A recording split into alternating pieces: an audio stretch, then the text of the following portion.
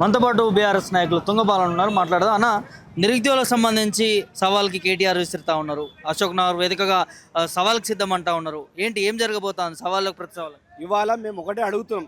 Congress party అధికారంలోకి వచ్చినాక ఇప్పటి వరకు కూడా వాళ్ళు సంవత్సరం లోపల నిరుద్యోగులకు సంబంధించింది ఇదే అశోక్ నగర్ వేదికగా రాహుల్ గాంధీ తీసుకొచ్చి సంవత్సరం లోపల 2 లక్షల ఉద్యోగాలు ఇస్తున్నాడు. ఇప్పటి వరకు వాళ్ళు ఇచ్చినటువంటి ఉద్యోగాలు ఎన్ని? ఇప్పటి వరకు కూడా కాంగ్రెస్ పార్టీ అధికారంలోకి వచ్చినాక దాదాపు 30 నెలలు గడిచిపోతుంది. ఇప్పటి వరకు వాళ్ళు ఇచ్చినటువంటి ఉద్యోగాలు ఎన్ని? వాళ్ళు ఇచ్చినటువంటి ఉద్యోగాలు కేవలము 16,000 మాత్రమే. కేవలం వాళ్ళు ఫైనాన్షియల్ అప్రూవల్ తీసుకొని 16,000 ఉద్యోగాలు మాత్రమే ఇచ్చారు. మిగతా ఉద్యోగాలన్నీ కూడా కేవలము వాళ్ళు ఇలా కాంగ్రెస్ పార్టీ మేము ఇచ్చామని చెప్పుకుంటుంది. అది ఏంది?